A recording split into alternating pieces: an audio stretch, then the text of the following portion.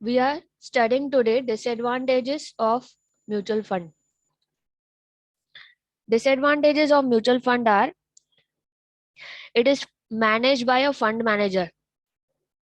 You are giving your money, hard earned money, to a fund manager to allocate your funds into different shares and bonds. So what happens? There is no control with the customer, that is client. Client is giving money to fund manager, and fund manager is depositing or he is investing into diversified investments, and returns are not guaranteed because the value of mutual fund will decrease when the stock prices are decreasing.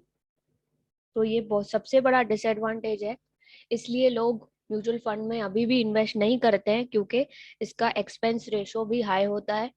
Fees commission expense ratio यानी उनके administrative expenses, management fees बहुत ज्यादा है, और trade execution frequently नहीं होता है. और तो ये प्रॉब्लम्स है, कॉस्ट की प्रॉब्लम है, dilution is again a problem. आपको बहुत छोटा सा शेयर मिलता है म्यूचुअल फंड के अंदर. जब आप म्यूचुअल फंड में इन्वेस्ट करते हो तो डाइल्यूशन देखा गया है. मैनेजमेंट रिस्क, अगर फंड मैनेजर प्रॉपरली मैनेज नहीं कर रहा है, okay, he is not looking after money of public. Poor investment criterias है, यहाँ प्लानिंग, बिना प्लानिंग के उसने कहीं पर भी किसी भी स्टॉक में इन्वेस्ट कर दिया, यानी उसने ना टेक्निकल एनालिसिस किया ना फंडामेंटल एनालिसिस किया. So why mutual fund you are losing money? Because the fund manager is not doing analysis, and without analysis अगर आप invest करते हो तो उसमें returns आपके नहीं आएंगे. It will eat your principal amount. Mutual fund will eat your principal amount if fund manager is not analyzing the stocks, different stocks and bonds before investing. Okay. So these are the disadvantages of mutual fund. Returns are fluctuating. Sometimes advertisements are misleading. So SIP is good. SIP is a good facility. When the market is going down, you can buy more units, and for a longer period of time you can stay invested, because you are investing every month 500 rupees or 5000 rupees or 100 rupees. You can start with SIP of small amount, and you can get a benefit of diversification, and you will reduce the risk. So you can overcome the disadvantages of mutual fund by doing SIP. And if fund manager is not handling your money properly, then you can switch from one mutual fund to other mutual fund where fund manager is performing well. He's analyzing all the stocks before investing. Now, if you see the structure, Indian structure of mutual fund companies, this is the organization structure. First is sponsor. What do you mean by sponsor of a mutual fund? Sponsor means he is contributing something in the mutual fund. At least 40% sponsor should contribute in the mutual fund. At least 40% means minimum.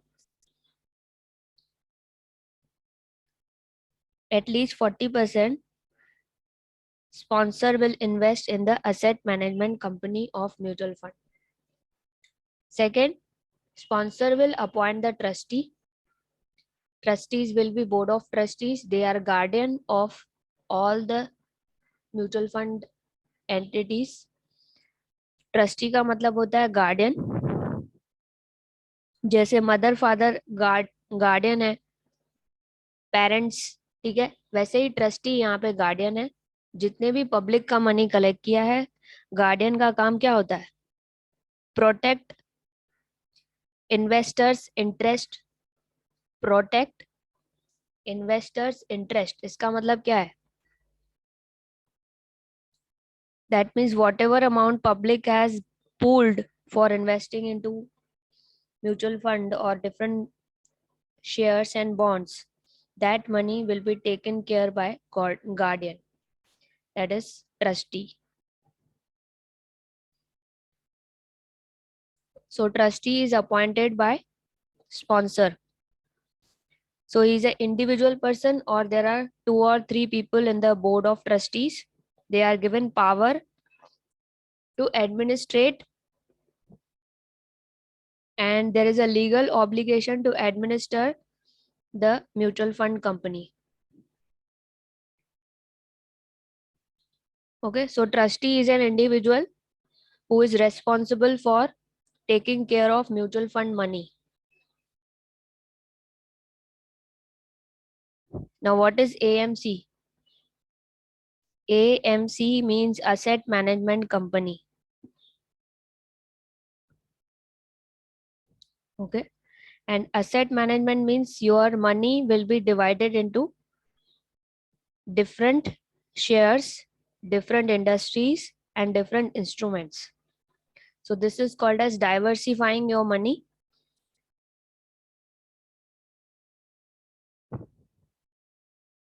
Okay, जैसे अभी कोई भी mutual fund की आप consider करो, जैसे यहाँ पे बिरला सन लाइफ, आदित्य बिरला सन लाइफ म्यूचुअल फंड है, उसका एएमसी अगर आप देखोगे, उसका एएमसी जो है वो टीम होती है. AMC means team of people who will do fundamental and technical analysis of each and every stock before investing. And AMC will charge the management fees to the client, to the investor.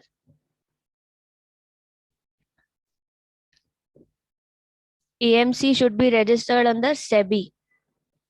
SEBI के approval के हिसाब से ही उनको purchase करना है different securities. Next is fund manager. Fund manager का past performance, जो भी म्यूचुअल फंड है उनका फंड मैनेजर का क्या रोल है. Fund manager is the main person who will manage the public money. He is the main person in the structure. He will invest the money as per the fund's objective. If it is a growth fund is having objective of capital appreciation. जो growth fund होता है उसमें capital grow होता है, और जो income fund होता है उसका ऑब्जेक्टिव होता है टू गिव रेगुलर इनकम. अगर ग्रोथ फंड है तो उसको सारे इक्विटी शेयर्स में इन्वेस्ट करना है. फंड मैनेजर क्या करेगा, अगर ग्रोथ फंड में आप इन्वेस्ट करोगे तो जितना भी आपने इन्वेस्ट किया है वो फंड्स स्टॉक्स बाय करेगा उसमें से, वो इक्विटी फंड मैनेजर हो गया.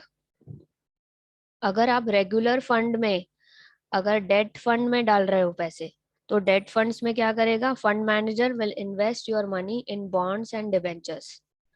So it depends on the name of the scheme. What is the name of the scheme? Whether it is a debt fund or a equity fund. If it is a equity fund, your money will grow. You will get a capital appreciation. If you have opt opt for dividend, then your money, your NAV will drop by the dividend amount. Because regularly when we pay dividend, fund manager pays dividend, NAV gets dropped by that same amount. That means आपको withdraw करके fund में से ही तो पैसा दे रहा है. Fund manager क्या कर रहा है, आपने बोला मुझे रेगुलर डिविडेंड चाहिए, every quarter I want dividend, every 3 months I want dividend. So what fund manager will do, he will withdraw some amount from your capital and he will give you dividend. Because of that, the price of the mutual fund will decrease by the same amount. NAV before giving dividend, it was 12. NAV before giving dividend was 12 rupees. Dividend paid 2 rupees. So NAV after dividend paid is 10 rupees. Why NAV dropped by 2 rupees? Because dividend is withdrawn by the fund manager and it is paid to the unit holder. So this is professional management done by fund manager, and he has to inform public what is the current NAV going on in the market. Next is registrar and transfer agent, RTA. Registrar का अभी अभी एक IPO आया था जिसका नाम है CAMS, CAMS, computer as management system. जब कैम्स का IPO आया था तो बहुत लोगों ने उसको परचेज किया था। अब रजिस्ट्रार का क्या रोल होता है? What is the role of CAMS? They will maintain the detail records of purchase and sale. इनको बुक बनानी है, रजिस्टर बनाना है, रजिस्ट्रार को एक बुक बनाना है। उस बुक के अंदर परचेज का अलग से कॉलम्स और सेल का अलग से पेज बनाना है। परचेज एक पेज पे, सेल एक पेज पे, और उस बंदे का फोलियो नंबर क्या होता है? एक यूनिक नंबर दिया जाता है इन्वेस्टर को जब वो एंटर करता है म्यूचुअल फंड के अंदर। जब म्यूचुअल फंड बाय करता है पहली बार, तो फोलियो नंबर होता है उस एक म्यूचुअल फंड के अंदर। You can buy and sell on a continuous basis. You can enter and exit as per your convenience. Karvy का नाम सुना है आपने? CAMS, computer as management system. CAMS और कार्वी का क्या रोल है? इनको पूरा बुक्स मेंटेन करना पड़ता है। जितने भी इन्वेस्टर्स 42 म्यूचुअल फंड्स के अंदर बाइंग और सेलिंग कर रहे हैं, कोई पब्लिक म्यूचुअल फंड है, कोई प्राइवेट म्यूचुअल फंड है, कोई फॉरेन म्यूचुअल फंड है, उसमें आपने बाइंग किया तो इमीडिएटली कैम्स और कार्वी को पता चल जाता है।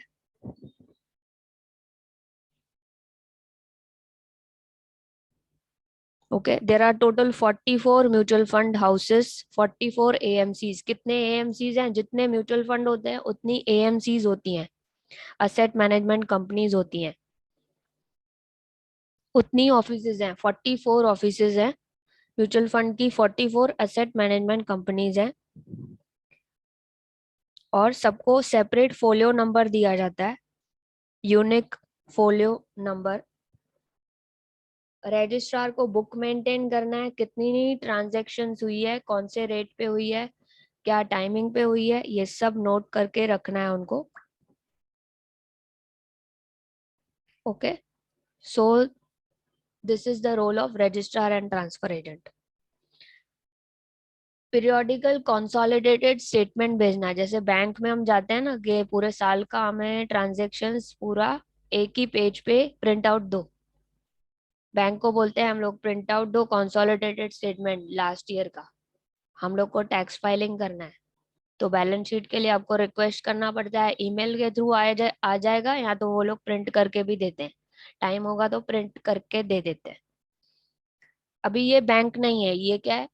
Mutual fund. म्यूचुअल फंड क्या बोलेगा? अगर आपको सारे ट्रांजेक्शन्स जो पूरे साल में आपने किए हैं आपको रिटर्न फाइलिंग करना है, तो कंसोलिडेटेड स्टेटमेंट निकाल लो, अप्रैल टू मार्च, 1 अप्रैल टू 31 मार्च। उसके बाद उसमें जो आपको कैपिटल गेन हुआ है, किसी का आपने सेल किया शॉर्ट टर्म में, किसी को आपने लॉन्ग टर्म में सेल किया। लॉन्ग टर्म पता है ना, 1 साल के बाद सेल करेंगे तो लॉन्ग टर्म गेन। अगर 1 साल के अंदर अंदर प्रॉफिट में सेल करेंगे तो short term capital gain. Short term capital gain tax होती है 15%, और long term capital gain tax होती है 10%। विद इंडेक्सेशन, विदाउट इंडेक्सेशन, वो सब रहता है उसमें। तो रिटर्न फाइलिंग के वक्त आपको कंसोलिडेटेड स्टेटमेंट की जरूरत पड़ती है। जितने ट्रांजैक्शन किए हैं वो सब गवर्नमेंट को बताने पड़ते हैं रिटर्न फाइलिंग में, कि मैंने ये सब बाय किए थे, ये सब सेल किए हैं, अभी मेरे पास कितने पड़े हैं और मेरे को कितना कैपिटल गेन हुआ है, और उसमें मैं कैपिटल गेन पे टैक्स भी पे कर रहा हूँ। ये सब आपको गवर्नमेंट को फाइलिंग के टाइम पे इंफॉर्मेशन देकर और अपनी टैक्स बराबर पे करनी पड़ती है। Next is custodian. कस्टोडियन मतलब जो संभाल के रखता है, हर चीज सेफ करके रखता है। कस्टोडियन का मतलब है जितने भी शेयर्स म्यूचुअल फंड ने बाय किए हैं वो कस्टोडियन, जैसे डीमैट में हम सेफली सेफली सारे शेयर्स रखते हैं, कस्टोडियन क्या करता है, आपके सारे शेयर्स बॉन्ड्स संभाल के रखता है।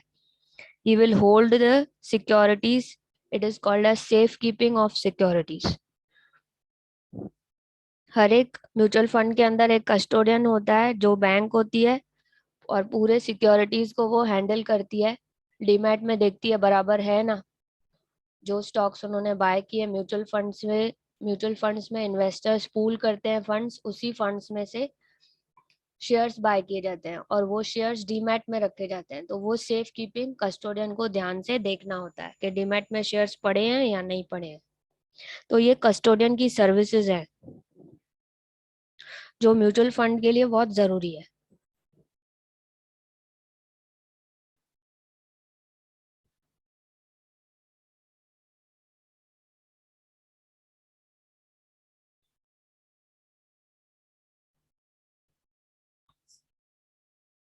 स्पॉन्सर।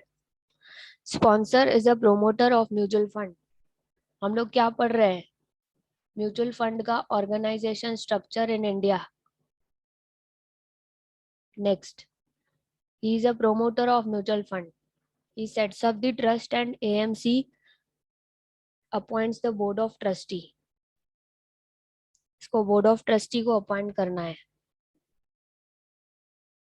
ओके,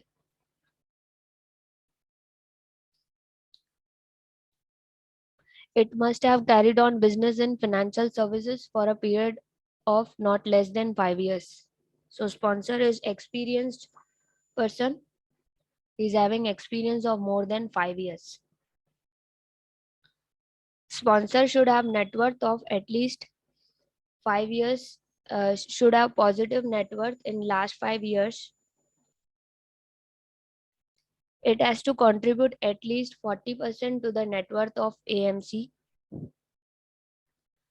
स्पॉन्सर का 40% मिनिमम इन्वेस्टमेंट होना चाहिए असेट मैनेजमेंट कंपनी के अंदर, यानी म्यूचुअल फंड के अंदर स्पॉन्सर का कंट्रीब्यूशन 40% मिनिमम होना ही चाहिए, तो ही म्यूचुअल फंड सेटअप होता है।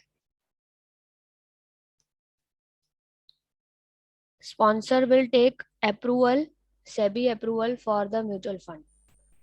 पहले स्पॉन्सर को सेबी से अप्रूवल लेना है, उसके बाद 40% म्यूचुअल फंड के अंदर इन्वेस्ट करना है। Sponsor can be a bank, financial institution, it can be a company, Indian company or a joint venture। So this is the point of sponsor।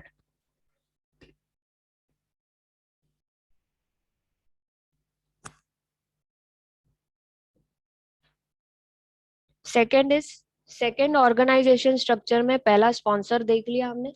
Second is trustee. Trust means a beneficiary, investors in the mutual funds are beneficiaries of the trust। Trustee is appointed by sponsor। Trustees act as a guardian or a protector of unit holders money, unit holders interest, that is money of unit holders, so they are primary guardian of the fund। They oversee the working of AMC and management of mutual fund। Administration करना, ध्यान देना, audit करवाना, mutual fund का objective और mutual fund के actual allocation को compare करना trustee का काम है। ठीक है। Indian trust act of 1882 is applicable to all the mutual funds. जितने भी इंडिया में 44 म्यूचुअल फंड्स हैं उनका इंडियन ट्रस्ट एक्ट के अंदर ट्रस्टीज अपॉइंट किए जाते हैं। They have board of trustees and they have a trust deed, यानी एग्रीमेंट बनता है जिसके अंदर इनको रेस्पॉन्सिबिलिटी दी जाती है कि आप म्यूचुअल फंड के पैसों को संभालोगे, इनके कंधों पर रेस्पॉन्सिबिलिटी रखी गई है। सेबी ने इनको क्या बोला है कि आप ध्यान दोगे कि मिसमैनेजमेंट, मैनिपुलेशन नहीं होना चाहिए किसी भी पब्लिक के पैसों का। अब इसमें 2/3 ट्रस्टीज जो होते हैं वो फुल टाइम वर्क करते हैं, यानी इंडिपेंडेंट हैं, वो इसके अंदर काम करते हैं, तो दूसरी जगह पर वो जॉब नहीं कर सकते हैं। If they are trustee in this company, in this mutual fund, they cannot be trustee in another mutual fund. This is the criteria. So this is organization structure. Second point, trustee. Number 3, AMC.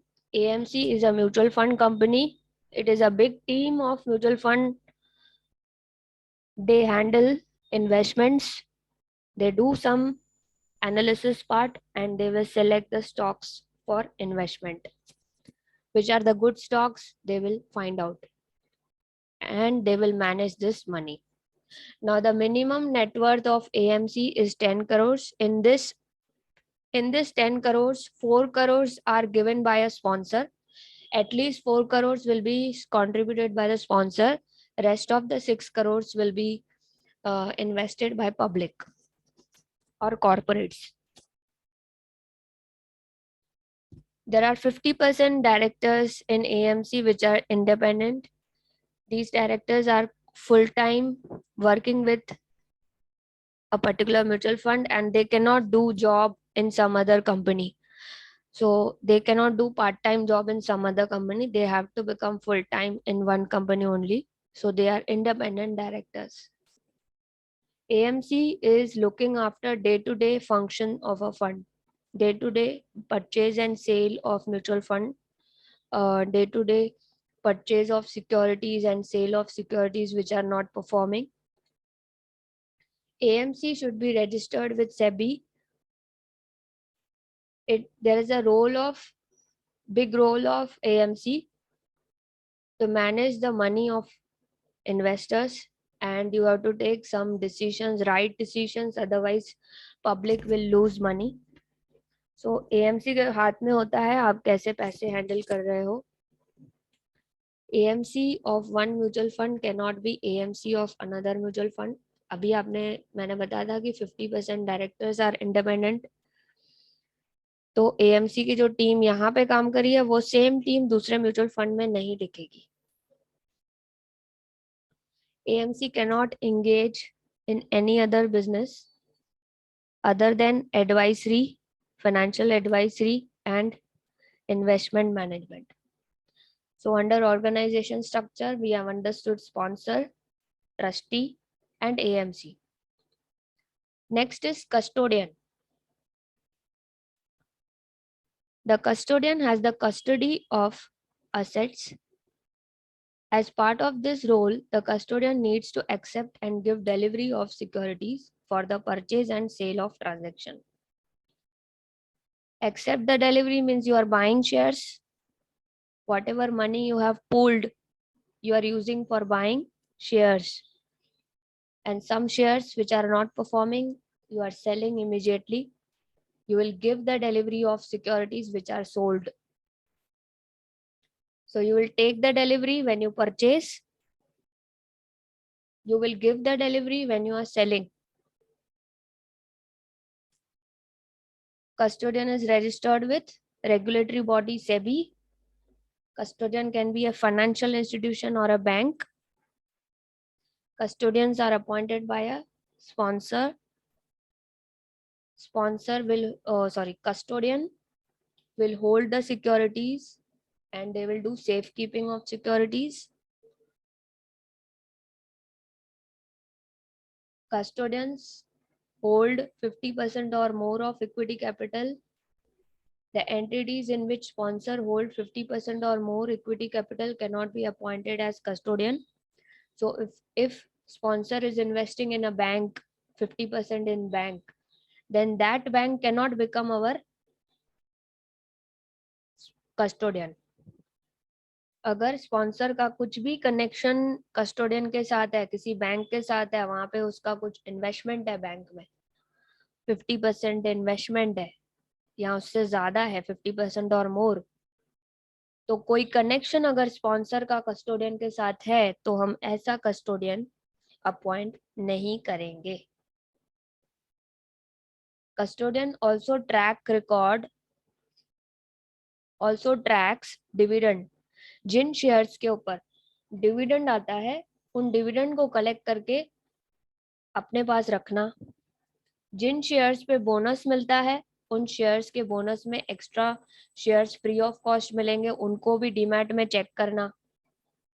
फिर उसके बाद right shares का offer आता है. Right shares means जो existing share holders हैं उनको और भी शेयर्स बाय करने का ऑफर आता है, उस टाइम पे वो लोग बाय कर सकते हैं. So custodian will keep a corporate actions in track. They will check the dividend, bonus, and right issue of companies in which they have invested.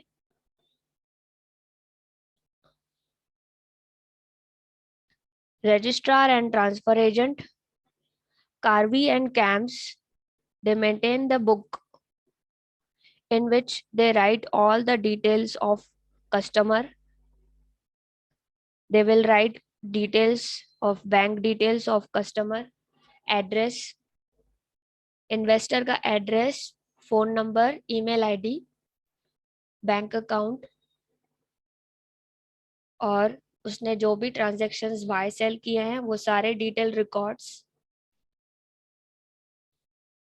These are sent in the consolidated statement to the investors on completing their 1 year.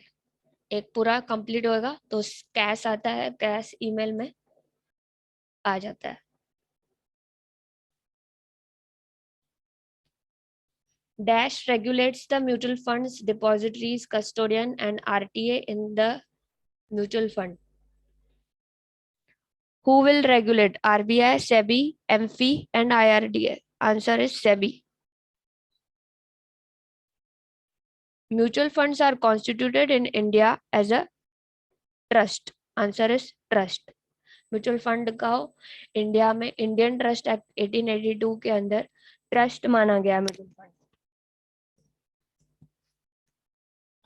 Who promotes mutual fund? Who will answer?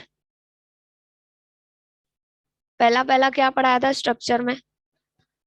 Organisation structure में सबसे पहले क्या पढ़ाया था? S पे sponsor. Who promotes mutual fund? Sponsor will promote the mutual fund. Answer is sponsor. Securities of a fund are held by dash. कौन संभाल के रखता है? Securities of a fund are held by dash. Last में क्या पढ़ाया था मैंने? सेकेंड लास्ट पॉइंट स्ट्रक्चर में सी से नाम है.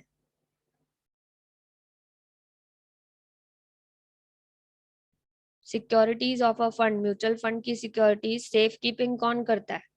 सी से क्या पढ़ाया अभी स्ट्रक्चर के अंदर? कस्टोडियन. कस्टोडियन को संभाल के रखना होता है, सेफ कीपिंग करना पड़ता है. Answer is custodian. The first ever mutual fund in scheme in India was launched in UTI का स्कीम 1964 में आया था. याद रखना पहला स्कीम गवर्नमेंट उसकी रेगुलेटरी बॉडी थी.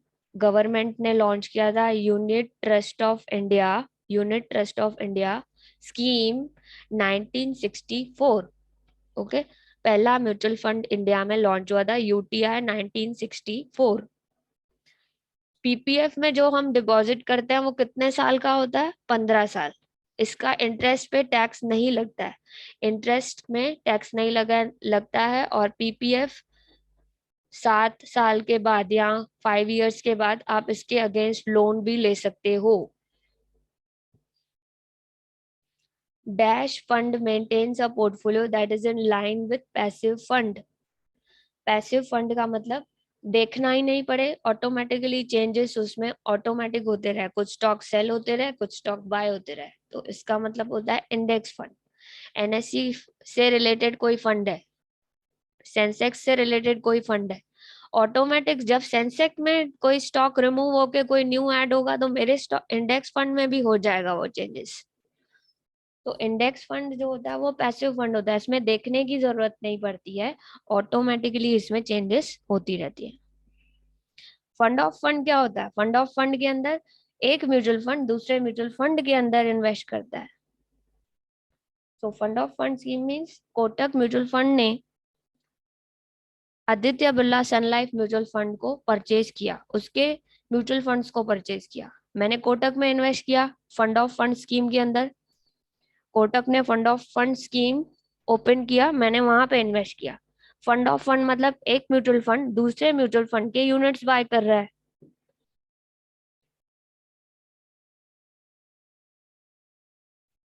I hope you have